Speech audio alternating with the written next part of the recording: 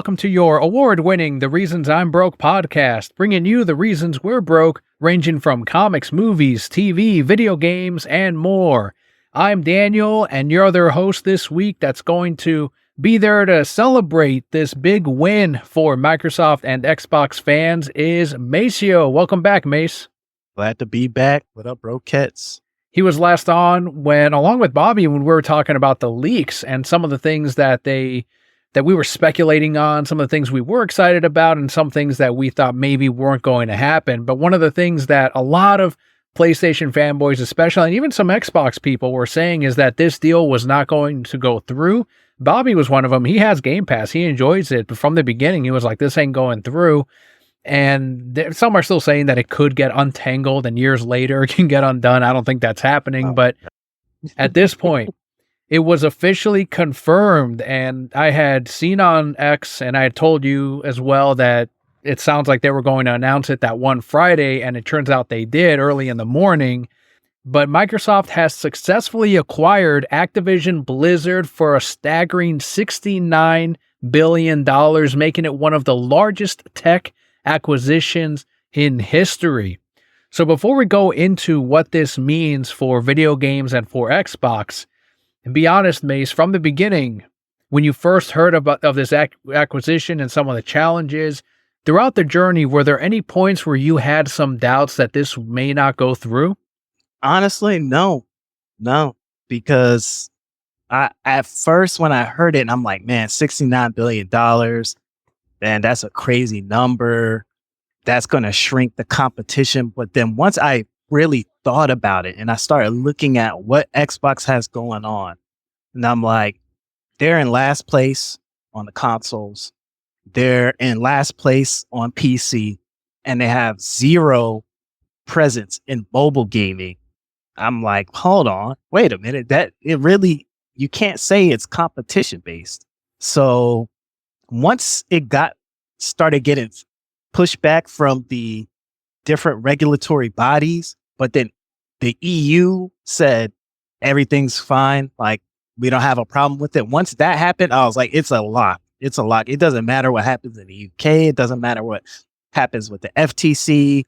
Like, there's no sound argument, especially when, from what we could tell, it didn't really look like these different regulatory bodies and agencies. It didn't look like they wanted to look into it. It looked like Sony went to them and said, please do something.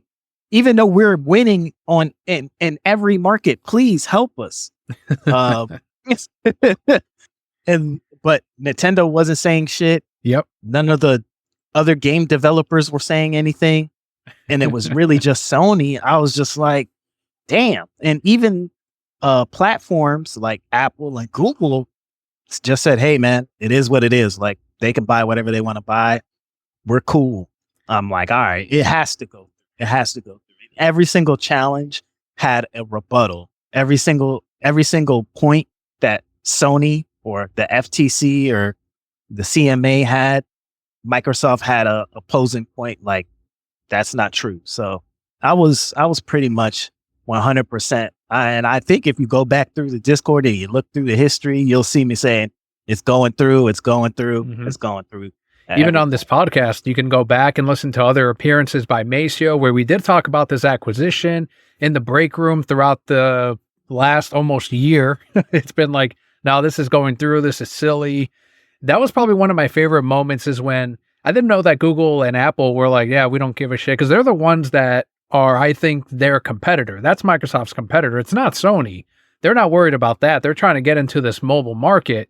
Even PlayStation, I don't think, is at all the concern for Microsoft getting these IPs.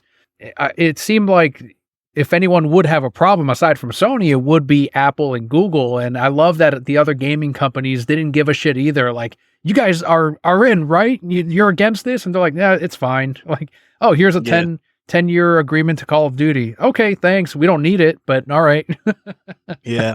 And I think the EU clearing it was like the first shot, but the double tap was when the Activision, I think it was the CFO after one of those EU meetings, came out and went on Twitter and said, we asked Jim Ryan to stop. We asked him, stop. Like, everything's going to work out. You guys are still going to get games. And we asked him, what can we do to get you to stop doing this? What agreements do we have to sign? Like, what do you guys want in order for you guys to stop? And Jim Ryan straight up told her, there's nothing you can do. We're doing everything we can to block this merger. Straight up. And then I was like, all right, cool. That's like right there. He's saying it out loud. We don't care if it's right, wrong.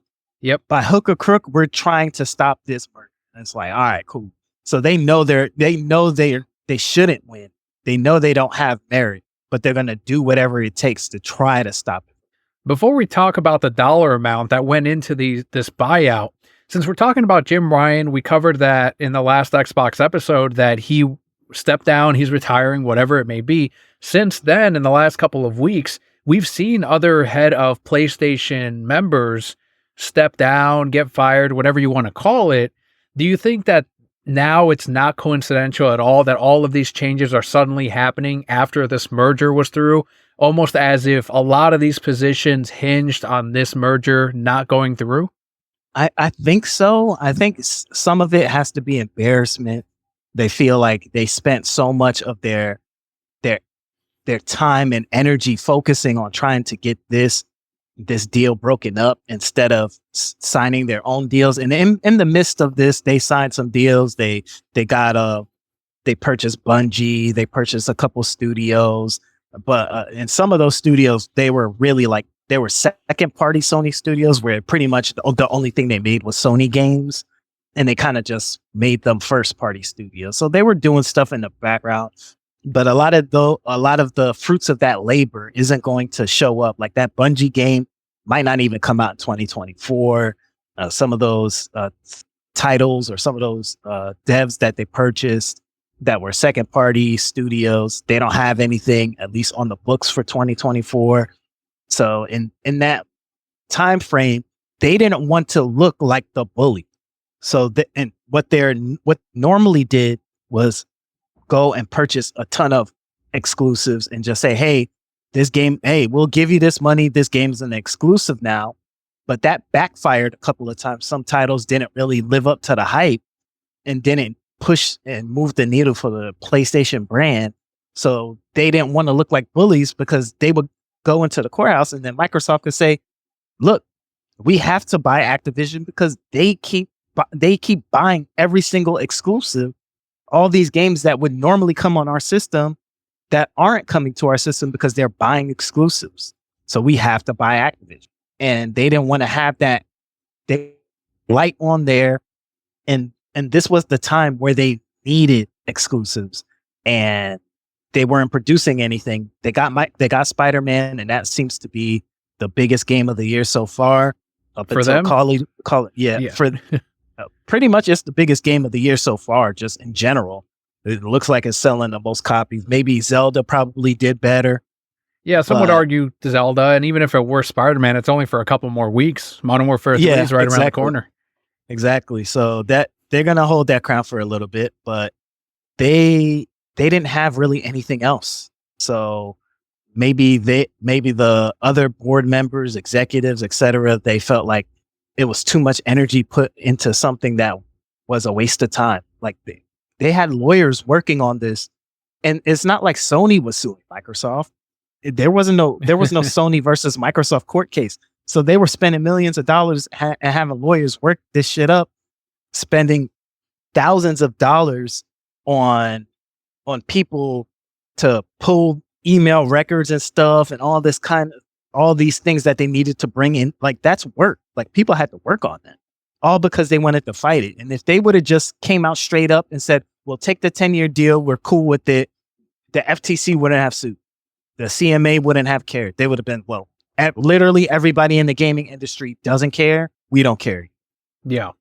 Yeah, and I think heads definitely had to roll after this all happened. After, as you mentioned earlier, the embarrassment. We were making fun of Jim Ryan, and the whole game industry, it seemed like, was even Microsoft to a point. Like you can tell by the way, Phil Spencer's seems to be a pretty stand-up guy and professional, but even in some of his, some of his lingo and some of the way that he handled it throughout this whole period, what is 22 months or something like that, it even seemed like he wanted to be like, come on, this is kind of ridiculous, this is silly. And so we saw that exit. With $69 billion spent on this, the move is set to significantly impact the whole video game industry. After receiving approval from Britain's competition watchdog, Microsoft gained control of studios which are responsible for iconic games like Call of Duty, Diablo, and Overwatch. Of course, Candy Crush. There's a ton in there. $69 billion, though. I think they have the money to spend, but don't you think they overpaid? Or was that their price? Did Activision Blizzard go, let's give them an enormous number because we know they really want us, and Microsoft is willing to overpay? I don't think that's an overpay at all, to be honest with you. You got to remember when they first put up this money, this was when interest rates were low. And on top of that, they were mostly using cash that they really don't have access to. It was a lot of overseas cash that they can't bring over because of taxes. So to me, I don't think it was an overpay. Call of Duty is like, just buying the Call of Duty IP alone probably cost you like $20 billion, just that alone. Because you can make movies off of that. I'm surprised they haven't done it yet, but you can make movies off of that. The games are like an instant $1 billion.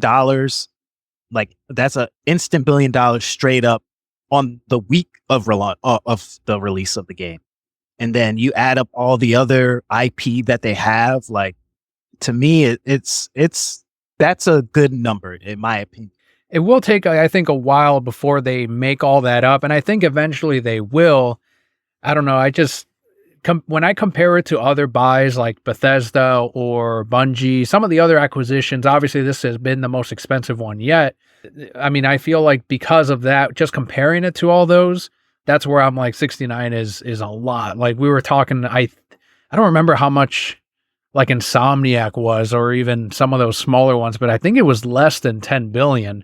So that's why I saw that and I'm like, man, that's a massive fucking number. I want to say, if I remember correctly, the purchasing Bungie was something like $5 billion or something like that.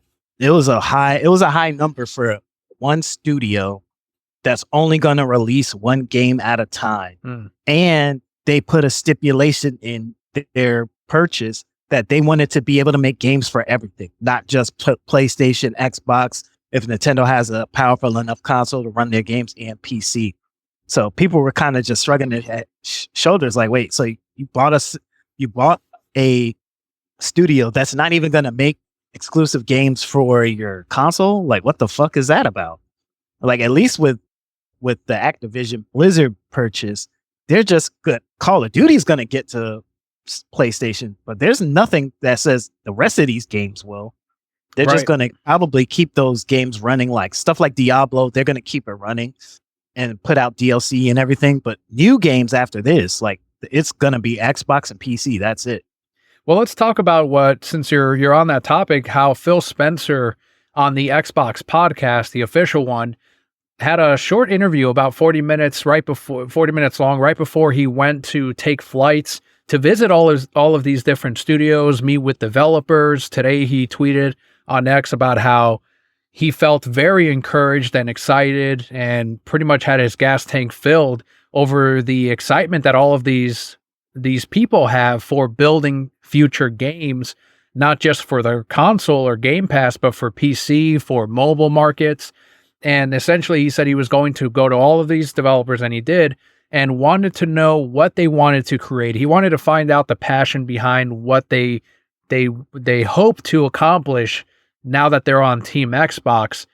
So this is, again, the way he's handled this whole thing. And even since then, he's obviously been like, the work just begins now. All that 22 months was a fight just to get the acquisition, but now the work begins.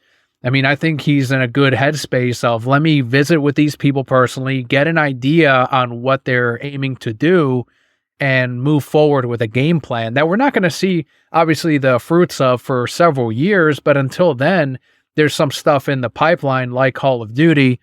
He did say that Call of Duty, he does not want to use as a way to, he doesn't want to weaponize Call of Duty in a way that it encourages people to buy it on the system. He says that in the past they've been, and I remember this from GameStop days, where in the past they've been victims to DLC or early content coming out first on PS5 or PS4, PS3, and then coming out on Xbox, or certain skins being exclusive to certain consoles. And he says he does not want to go that route. He keeps putting out the message of, when everyone plays, everyone wins, that kind of deal. And some people were skeptical about his messages about that. And do you think Call of Duty, he'll remain and leave on a playing field, but everything else, obviously you bought this for $69 billion. There's no way you don't try to incentivize people to get Game Pass or to get Xbox to play some of these games. I would say the stuff that's already out, it's out. Like they're keeping it that way. Call of Duty, I feel like he won't weaponize it just off the strength that in order to make that 69 billion back, you're going to need Call of Duty to come out on everything. Mm-hmm. You can't just say, oh, it's only going to come out on Xbox to make that money back. We got, and to circle back, you got to think about, like, for example, at the time. So right now you're like 69 billion. That's crazy. At the time, he bought Mojang in Minecraft for like $1 billion, I believe. And at the time, people thought that was insane. Like, people really thought that was way too much money. It's only one game. It's only one studio. They have not done anything else except for Minecraft. And that shit sold 300 million copies. Mm-hmm. It's the best-selling game of all time. Yeah. So when you factor that in, it's like, you got to remember, like, Call of Duty, that's what, like 20 million copies, like damn near every single time. Mm-hmm. Like you need to make that money back. So in the grand scheme of things, I don't think it's smart to weaponize Call of Duty.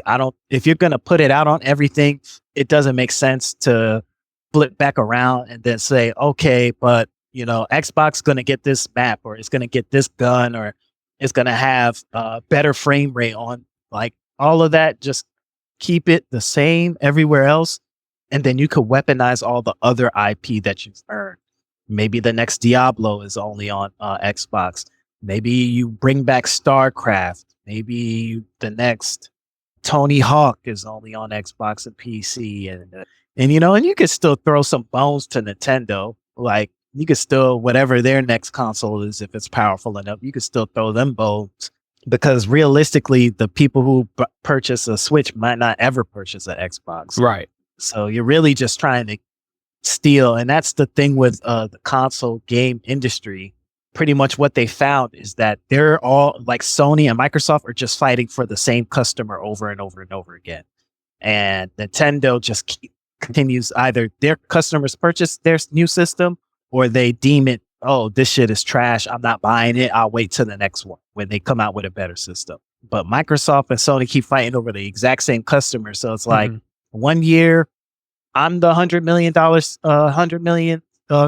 console sold, or one generation, and then the next generation you are. Yeah. And right now, the only problem is that as of right now, they lost the PS4, Xbox One generation, and they seem to be losing the Series X, PS5 generation. So now it's up to, can we claw back just like how PS3 clawed back on the 360 towards the end? And can they claw that back and then beat them in the next gen? And that's what they're going to use this acquisition for. Do you think that they could talking about some of the Call of Duty skins and guns? Could they get away with releasing like a Spyro armor for your Call of Duty character and releasing it on PS5? Releasing like obvious Xbox character designs and throwing them on PS5 skins just to promote that brand on the competitor system? Oh, like do like a Master Chief. Yeah. Master Chief skin on a Halo map. Yeah. Like they should do shit like that. Yeah. But the thing that I like about it seems like he's going to be a lot more hands-on with Activision than he was with Bethesda. Like Bethesda, they purchased it and then they just said, all right, man, y'all got a ship, y'all running it. Todd Howard, you're doing your thing over there. All the little studios under you, they're doing whatever they're doing. and it bit them on the ass with Redfall because the people that were making that, they didn't want to make that game. They wanted to make a single player game, and they were mandated by Bethesda at the time before Microsoft purchased them to make a online co-op multiplayer Borderlands type game. And that's what came out. I heard And they it were wasn't hoping any Microsoft would cut it. Yeah, and Microsoft never even checked in on it. They were like, "Oh, you guys are making that? Cool." Like, hey, that's what they told y'all. Y'all making it. But it seems like now he's going over there and then like, "Hey, man, I know you guys we have like 5 studios working on Call of Duty. Do you guys actually want to make that, or do y'all want to make something else? Y'all are working on Overwatch 2 is kind of looking shaky. Do y'all want to continue doing that, or do you want to make something else?" So I like that he's being way more hands-on with this than the Bethesdas of the world and all these other studios that they purchased and still have yet to put out a game on the Series X.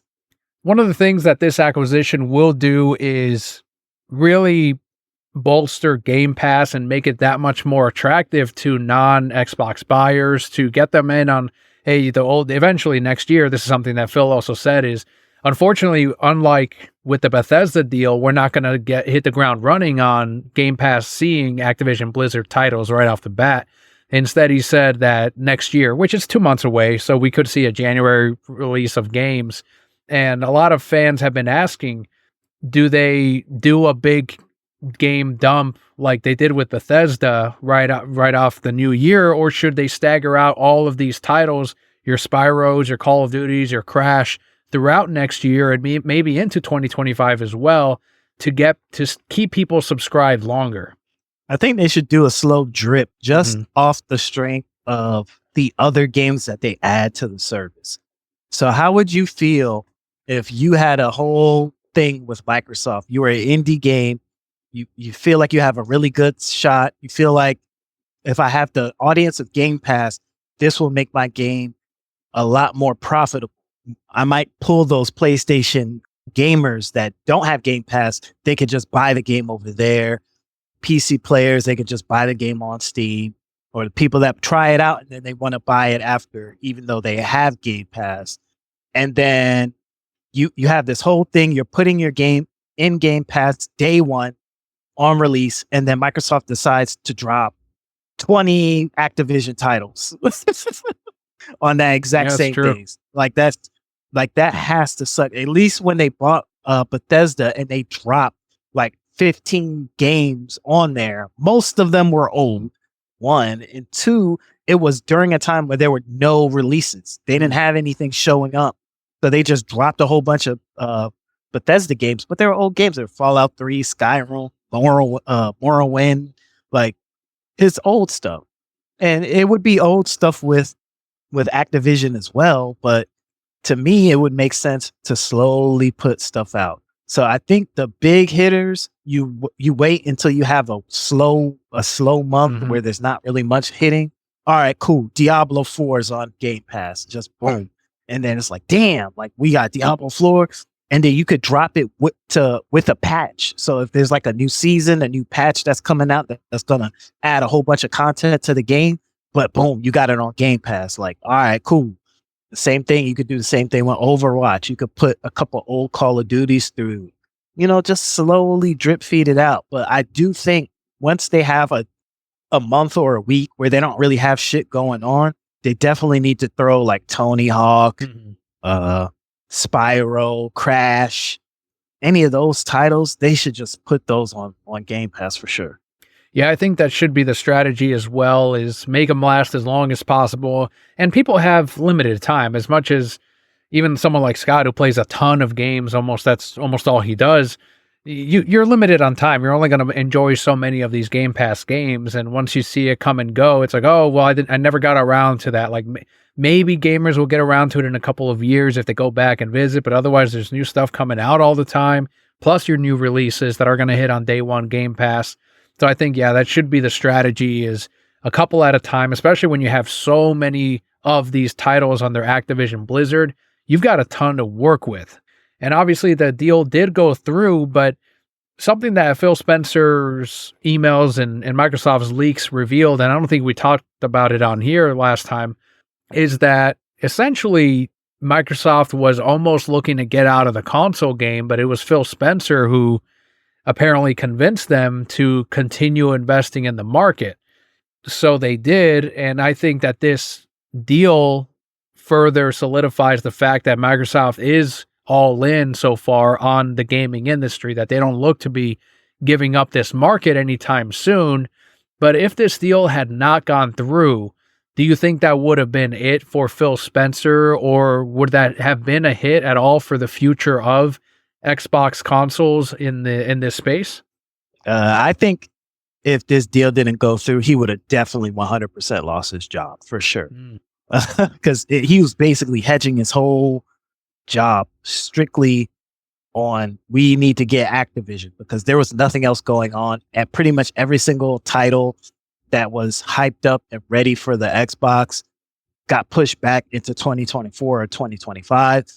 And he needed something major to happen with Xbox in order for it to have any type of bright light. Like, you got to remember, when this got announced, Starfield had just got pushed back into 2023.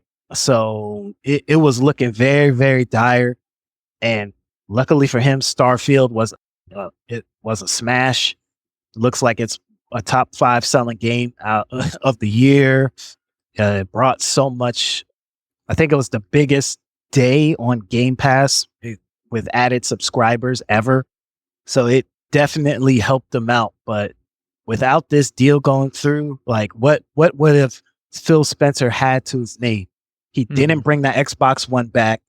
Once he took over, that shit was in such a big hole, they couldn't fucking break out of it. And then with the Series X and Series S, since they didn't have any games, because all these previously owned studios or previously purchased studios they bought right before the Series X came out, and all of those games already either had publishers that forced them to put their games on PlayStation, or if they didn't have publishers, they did so much work on the PlayStation version that it would make no sense not to put it out. And every single one of those studios that they purchased pretty much said they were finishing up games. So it's like, oh, we're finishing up this game and then we're going to start on our new game. It's going to be 3 years before it comes out. And then the pandemic happened. So then it's like, oh, that 3 years turns to 5 years. So it was really, really bad. Like, he needed to get this to go through. But I don't think that Microsoft would have, if they fired Phil, I don't think they would have dropped Xbox right then and there. But I could guarantee you, if Phil got fired, that would have probably been this would have been the last Xbox. So you think they might have continued maybe Game Pass, or at least started becoming, what do they call it, the third-party developer at that point? Is that what you think could have happened? No, I think they would have divested. They would have sold whatever developers and publishing. Like, they would have sold Bethesda. They would have sold all the little small studios. They probably would have just packaged it all up, maybe made it its own company, just split it from, like, make Xbox its own company and just say, hey, that's its own thing. And they have to worry about being profitable and finding ways to make money now. And then at that point, I think the Xbox side, like the separate company, would have said, hey, no more consoles. We're putting games out on different platforms now. Yeah, I think it would have not been a good move at all. This might have been a history-changing decision right here, the acquisition. I really do think it's one of those points in which, if we had access to like an alternate timeline, this would have been a split moment for sure. Jim Ryan would have still been there. PlayStation would have been celebrating, and it would have been a huge setback for Xbox for sure. Microsoft, they're much bigger. They're not as worried. But I think that because of this deal, obviously Microsoft is backing all of this. Do you agree that it is all about going after the mobile market, going after Google and Apple, and not so much PlayStation with this acquisition? I don't see, because when you think about it, like, when it comes to Apple and Google, the mobile market is theirs because they own the platforms. Like, they don't have games like, Apple doesn't have a game studio. Google doesn't have a game studio, so they're siphoning off. They're siphoning off their 30%, 20%, and 15% off of every game. So this is not going to really do anything for that, because as soon as they assume all of Activision and they get everything integrated, sure, Candy Crush is going to bring in $1 billion a year or whatever, but Apple and Google are going to get what, 200 million of that just by being on the platform. So I don't think this really does anything to make them, like, to bolster them up versus Google and Apple. So you think Microsoft sees this as more, let's go after Sony and PlayStation? Do they value the game market that much? I think the game market is very lucrative, and that's the whole reason why Google and Apple don't want to give up their 30%, because they've lowered their percentages that they take off the App Store and the Google Play Store when it comes to subscriptions on like Netflix, on Spotify, music streaming services, video streaming services, books. They lowered all those percentages. The only ones that they haven't lowered are video games. So they don't want to lose that 30% of Call of Duty Mobile, of PUBG Mobile, of Candy Crush, all these little rinky-dink games that you get ads for every time you go on IG. It's like some shitty game ad. Like, all of those games make them a shit ton of fucking money with Clash of Clans and all that kind of shit. So I don't know how this makes any of that better, but I do know that Microsoft wasn't in the mobile gaming business at all, and that's the most lucrative business right now. Like, that's the side of the gaming business that has the highest profitability and makes the most money. So that was really the big driver of them purchasing Activision, because they get King, which makes I think they make Candy Crush, and I want to say they do Clash of Clans as well, but I could be wrong. And then Call of Duty Mobile is huge, and that makes a shit ton of money as well. So they need to get deeper into that. They tried back, want to say a little bit after the Xbox One came out. They made like a Halo game for mobile. They made a Gears game for mobile, and then it did not do well. So they're trying to get into that side of the business, and it makes sense.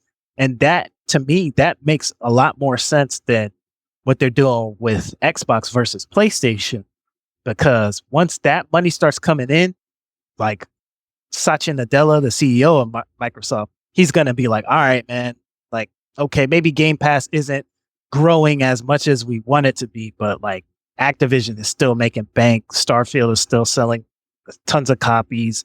This next game came out and that blew up. But if this shit actually works out and it starts pushing Game Pass subscribers, and then the Xbox sales start to increase, man, Phil's gonna, that compensation package is gonna look crazy. Yes, it will. So he's also talked about how this isn't the end for Xbox acquisitions, that there's more coming. And on Discord, you and Jared were talking a little bit about it, but should they slow down at all? I mean, why not continue buying up more markets, more companies, and also keep the guys working? You know, do you think that it's possible that they can get too big, let's say, sort of like Embracer Group did?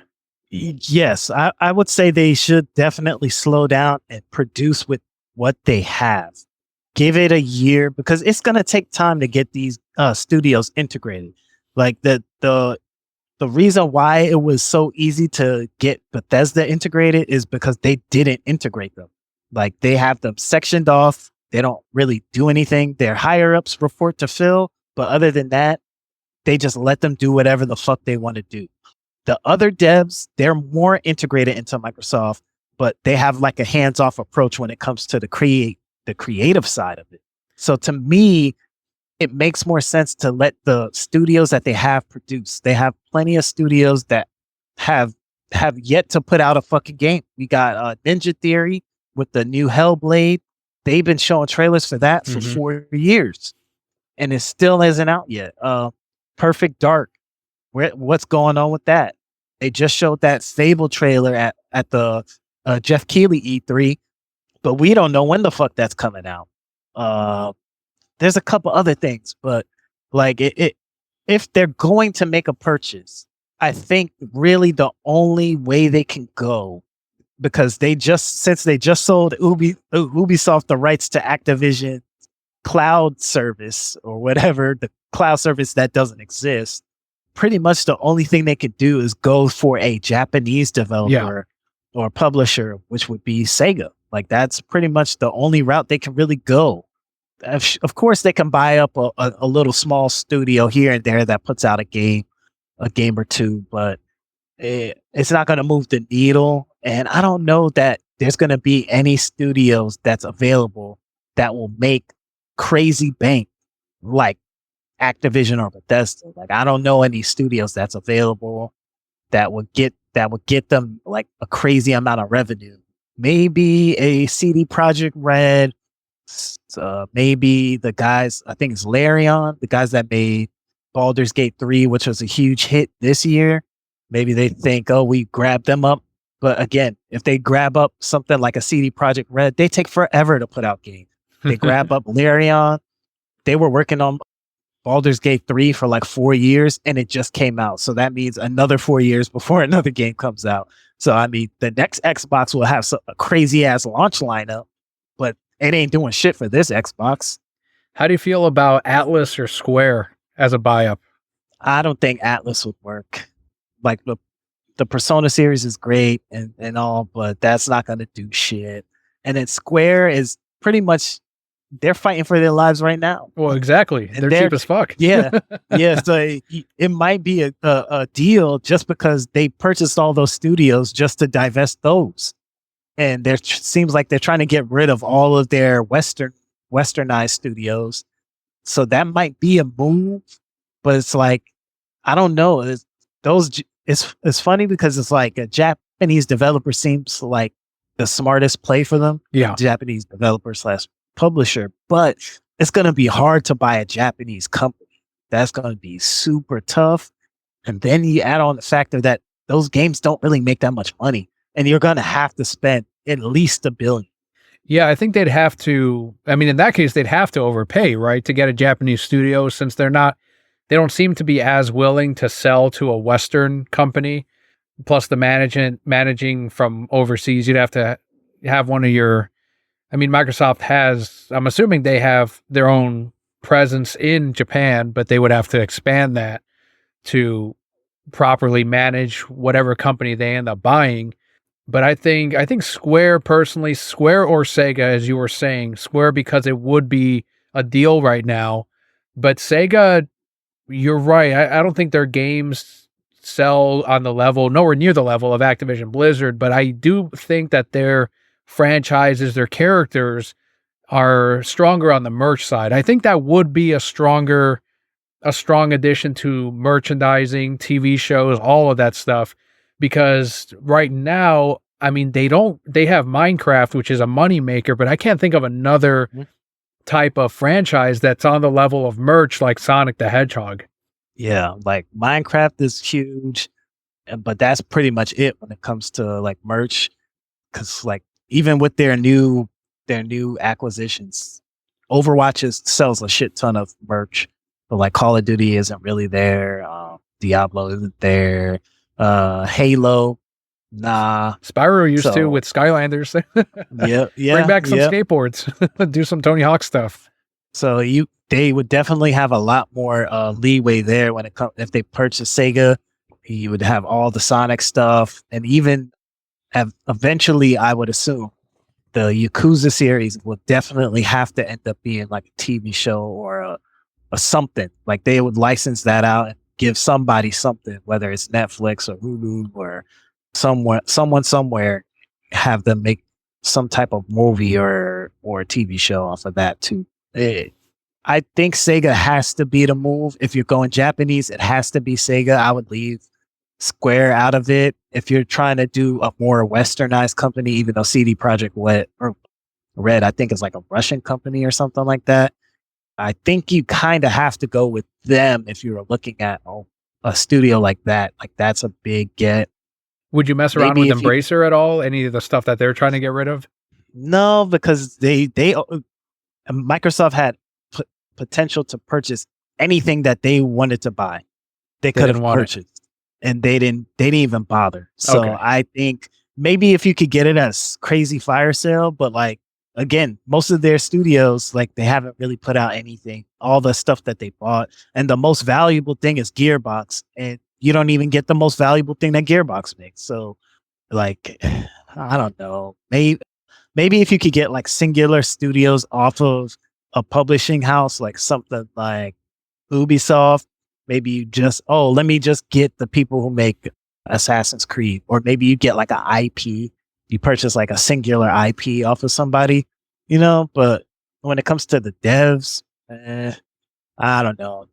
To me, they have everything right now. To me, they have everything they need to create incredible games. They have some of the smartest minds, like the guys that's working on Call of Duty right now. Like if they don't want to make Call of Duty, you have some of the best minds right now. You've got some of the best minds when it comes to working with engines. Like the guys that do Gears, like they're masterminds with Unreal Engine.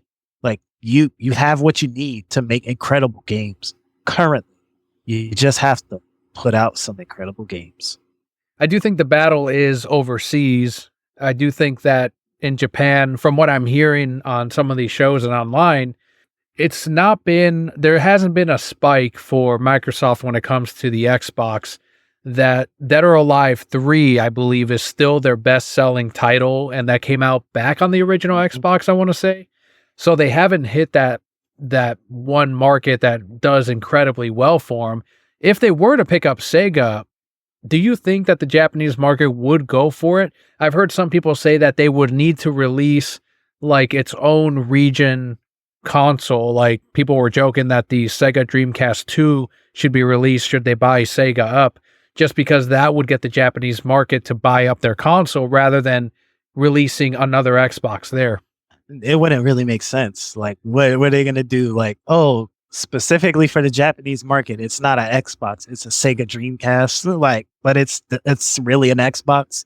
Like, to me, that doesn't really make sense. Like, they've been purchasing the Series S. It's the best selling console since the 360.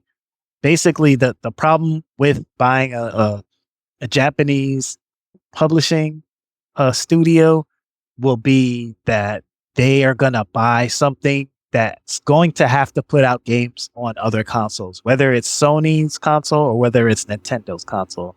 Mm-hmm. Like in the grand scheme of things, the best selling titles over there are mostly all on the Switch. So you're going to have to put those games out on Switch if it's possible.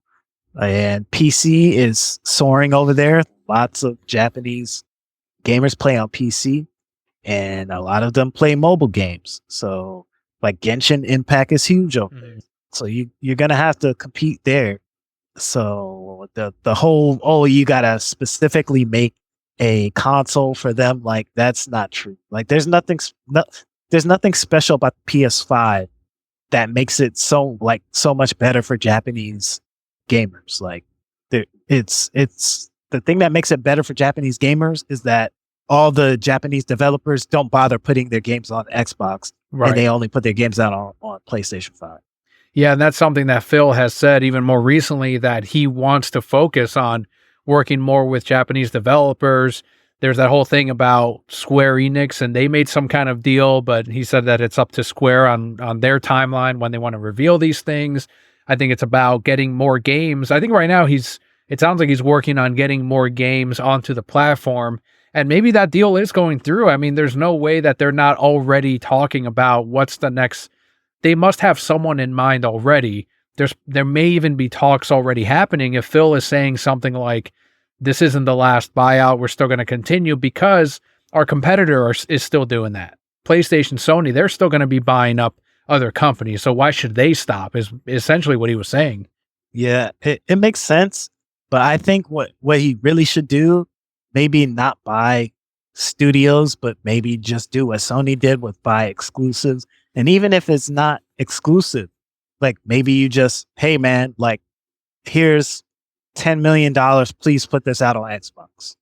Like whatever whatever that number is. And I'm not saying pay exorbitant prices, but you got to get these developers to at least put those games out on your system. And maybe that might not grow your fan base in Japan or in Europe, but it definitely get those people that were like, oh man, you know, I would buy an Xbox. You know, Game Pass is great. They got Activision and shit now, but man, if I buy an Xbox and not a PlayStation, I won't get to play this Final Fantasy. I won't get to play that next Persona. I won't be able to play this random, like, indie Japanese developers game because they just don't put games out on Xbox. Like, you need to get those people, because once you start getting those people to buy those games and it seems like a trend, the Japanese people will say, oh, look, they every single game that normally wouldn't come to Xbox is coming there. And maybe I want to play Spyro, or I want to play this, or I want to play that. And then let me get Game Pass. So it could happen. Even though I'm getting the refresh next year, I think you're absolutely right that the next console, whatever they end up calling it, will be the one that truly benefits from all of these acquisitions. And I think that I will enjoy a lot of these Activision titles next year on that refresh. But as you were saying, that launch is going to be insane for that next console. And that needs to be key for them when they, what year were they saying? 20? I know he said that the plans were, and I think these were pre-COVID plans, to be the number one game maker or publisher by 2030, I think is what he was saying. Is that when, do you remember when the leaks said that they were planning on releasing the next Xbox? It would have to be 2027 or 2028. It can't be, we can't, even 2028 is a long time. I'm thinking maybe even 2026 might be the next console, but 2027 for sure has to be it, because right now with NVIDIA and their DLSS technology with the ray tracing, basically what's going to start holding these consoles back when it comes to the graphics and these next sets of games, it's going to be the VRAM and the CPU. Because every single time with the consoles, they always put in underpowered CPUs, because that's the thing that generates the most heat. And that's the thing that causes the consoles to have to be bigger than they need to be. So the CPU is going to definitely be a bottleneck, and then it's going to be the VRAM. So I would say by at least 2027, they will have to have something new out. And then right then and there, that's when that's going to be the next fight, because that's when they're going to need, like, when the system comes out, if they're still fucking with Halo, it's going to have to be the best Halo ever on launch. The Elder Scrolls 6 is going to have to be on launch. Like, that it has to. Like, you're going to have those titles just straight up on launch, or at least close to it. Maybe you don't do the same day. Maybe Elder Scrolls starts it off, then the Halo comes next, then the Gears comes next, then the Fable 2, whatever you want to do. But it's going to be, that's what's going to be the fight. And with all of these studios, they got from Activision, with all the studios they got from Bethesda, they're going to have the ability to have everything in lockstep, because with that, plus the indie devs and Game Pass, that's going to be the package that they hand off. And then you throw on top of that most powerful console in the world. That's right. If that doesn't sell, then shit. Then maybe Microsoft does need to get out of the gaming business.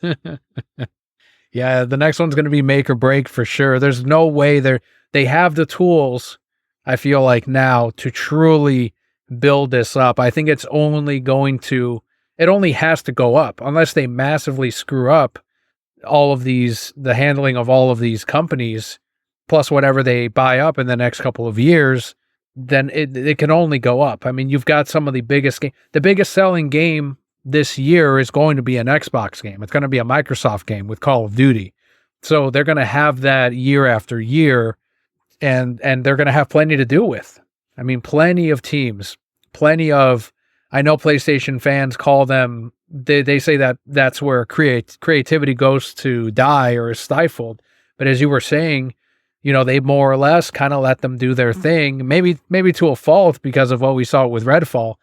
But it seems like Phil at least wants to know what the developers want to do and wants to support that.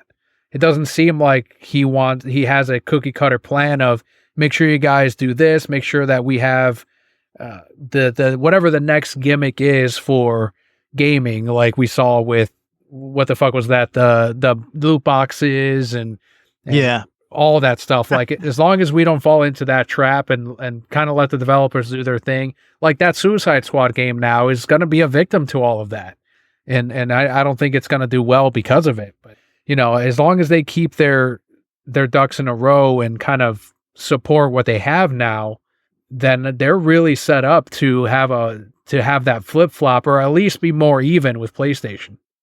And in your group of friends and what you've seen, I know you're not on social media a whole lot, but have you seen a lot of Sony tears out there? Have you seen some angry fans or anything like that interacted with any of that of like, oh man, or any false hope of, it could still not go through? Nah, I haven't really seen anything.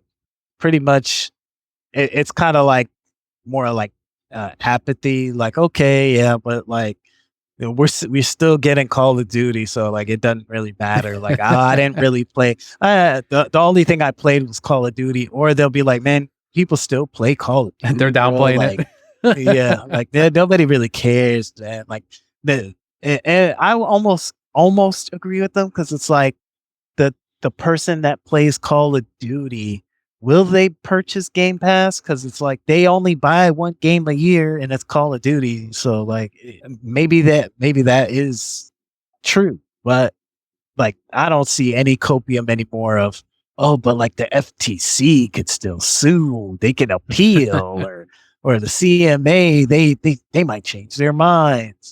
Like I don't see any of that shit. Like it's mostly just people saying like, oh, still a L, Xbox still sucks. They're not gonna sell. They're still not gonna sell any console. So pretty much that's all I've seen so far. I love it. I'm enjoying it. Yeah, when I'm not, because it's a lull right now. Like people, I was, how I make up those little news graphics for whatever I want to spin that week or that day. And I sent one over to one of my old coworkers from the comic shop, who he and I align on Sony Spider-Man. Like their movies are great. Keep doing that. Very anti-MCU. And I sent him that Puerto Rican flag thing where they put the Cuban flag instead of the Puerto Rican flag in the new PS5 Spider-Man game, which I hear is buggy as hell, by the way. Even Scott was telling me at Ale House, he's like, yeah, I already ran into one glitch. And I was like, yeah, I hear it's buggy as hell. And he's like, only the one glitch though. Yeah, I've seen a couple of glitches here and there, but it looks like, I've seen people already beat the game. I hear it's short as hell. 100%. It's decent. Like I think we talked about it on the Discord. I said it's about the same length as Arkham Asylum. Like even if you just rush through the entire story, it's about the same length as Arkham. And then if you want to go get all the little trinkets and shit, like it's like a 35-hour game or something. That's decent. That's long enough. Well, again, I don't make the rules, but we're not talking about Arkham Asylum here. We're only talking about Sony's PlayStation Spider-Man 2 buggy mess. But the whole thing, yeah, that's crazy. If it is really that buggy, that's insane. I sent him that graphic, and he was like, "Wait a minute! I thought we liked Sony PlayStation." And I'm like, "Well, right now the MCU is a mess, and the DCU, nothing's happening there. So this is my thing for now." Like, it's not fun right now to make fun of the MCU because it is a mess, and they're not further embarrassing themselves more than they already are. So it's kind of like, I don't know, like there's no fire there, because it's kind of like, well, what am I doing instead? Defending the Gunverse? Like, no, I'm done with that too. Like at this point, it's almost fair to say that like the MCU is dead. Like it's pretty bad. Like Kevin Feige said it's only starting, Macio. He just said it this month. All my friend group is all like MCU heads, and like the most they might say is, yeah, I checked out the new whatever. and that's pretty much it. There's no discourse. Like at least in my opinion, there was never really a discourse No. about the movies besides, yo, it was so good. Oh my Mhm. God. And then like next week it was, they never said anything else about it. But now it's not even that. They'll just be like, oh yeah, I saw that. And that's it. You know what they do And talk that's about? all you get. They talk about Batman v Superman. Still. They talk about Man of Steel. Man. Yeah, they even I don't know what made one of my buddies, my buddy Brad, out of nowhere. He was just in the group chat. He was just like, man, I had a whole paragraph of shit to say about the Snyderverse. I'ma just chill. And I was just like, I wonder what made him. I was like, hey man, I like my 2 or 3 Snyder movies that I saw. I don't really care about the Snyderverse to be quite honest. But it's like I was just sitting there thinking, I'm like, man, what made him have to think about the Snyderverse out of nowhere? Man, it gets people talking. It's culturally relevant still, unlike what you're getting with the MCU. No one talks about Ant-Man 3, and that just came out less than a year ago. People are done talking about Guardians 3 already. And that's like the 3rd or 4th highest grossing film of the year. Yeah. Yeah. It's embarrassing. It's sad. I forgot that came out this year. Exactly. The Marvels comes out next month, and that's gonna come and go just the same. Yeah, and then they have like 2 or 3 shows coming on at Disney Plus and crickets. Yeah, I don't even know what it was. And you see, the Loki season 2. The only person that talked about it was Bobby the other night at Ale House. Like, I haven't heard anything otherwise. Yeah. There's a YouTube channel I sub to, and he was talking about how boring the show was because they got rid of they massively downplayed the multiverse stuff that they had in season 1. So all these MCU fans are like, wait a minute, I thought this was like the multiverse wacky show. Why are we just sitting around talking? Why aren't we going to other universes like we did in the first season?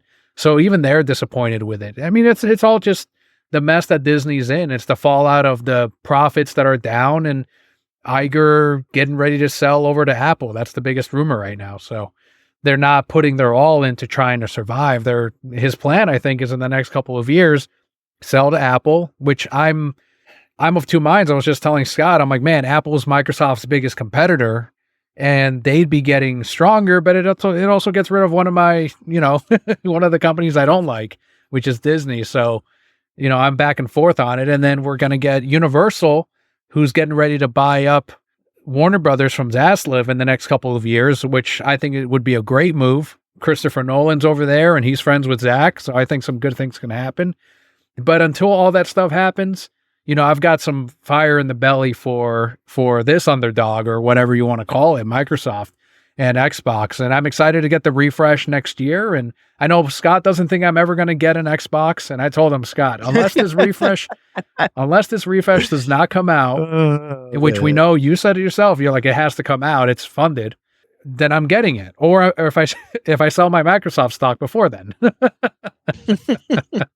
Which I plan on sitting for the rest of my life, so that's not, at least right now, in the cards. So there you have it. I'm pro Microsoft and Xbox and everything else they do, including Ghostwire Tokyo, which I just found out is a Bethesda game. Awesome pick. Scott picked it as his game of the year last year, which I thought was fantastic. And we're going to get more of that in the next couple of months. And as they pick up the next company, we will cover it here on the show. And I'm glad Macio is on to further educate me on what's happening and to spitball some of these ideas on the future of Xbox, which I think is more exciting than ever. I think it looks brighter than ever. Bright green on the horizon, Macio, and thank you for being on this journey with me this week. Absolutely. Anytime it's video game news, I'm down to chop it up. We're going to get what's coming up. The Jeff Keighley PlayStation Awards, I think, is next month. I think we can probably talk about that. The announcements they have on there. E3, obviously, next year. We'll talk about more of that. And early next year, when they start dropping some Activision Blizzard stuff. I mean, there's plenty of gaming talk coming up. So, Macio, thanks again for being on this week. I know you're mainly on Discord, so please let them know where they can find you as far as Discord and what your name is on there in case they want to tag you. I'm Mac the Murderer on Discord, so tag me. If you guys join up, tag me if you want to talk some shit about football, a little bit of basketball, but mostly football and video games. I'm there. Awesome. And thank you on the other side for joining us this week for this Xbox episode. I've been Daniel, joined by Macio, and Brocat Core. All will be well.